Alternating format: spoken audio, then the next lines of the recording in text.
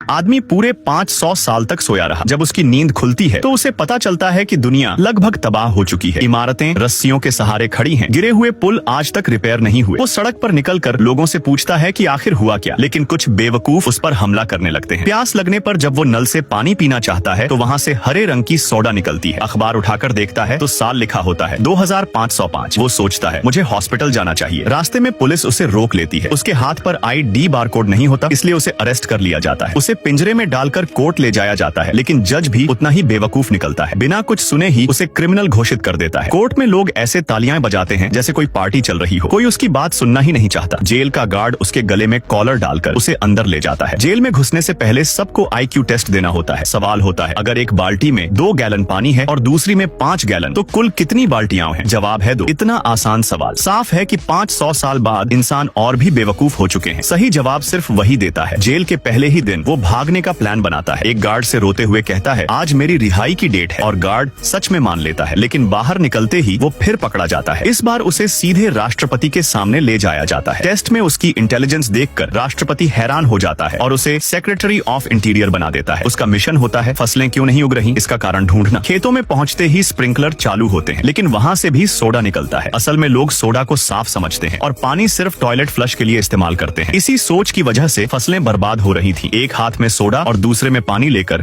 वो झूठ बोलता है कि वो पौधों से बात कर सकता है। वो कहता है फसलें पानी मांग रही हैं। चाल काम कर जाती है। राष्ट्रपति आदेश देता है कि सिंचाई अब पानी से होगी, लेकिन 1 महीने बाद भी जमीन बंजर रहती है। एक सुबह हजारों लोग उसके घर के बाहर इकट्ठा हो जाते हैं। पानी से सिंचाई के सुझाव के बाद सोडा की बिक्री गिर गई थी, फैक्ट्रियां बंद हो गई और लोग बेरोजगार हो गए। सब उसी को दोष देने लगते हैं। सजा के तौर पर राष्ट्रपति उसे एक एरिना में भेजता है, जहां उसे हथियारों से 2 विशाल कारों से लड़ना होता है। तभी स्क्रीन पर फसलें उगने की फुटेज दिखाई जाती है। पूरा स्टेडियम सन्न रह जाता है। राष्ट्रपति उसे माफ कर देता है और आखिरकार उसे देश का नया राष्ट्रपति नियुक्त कर दिया जाता है।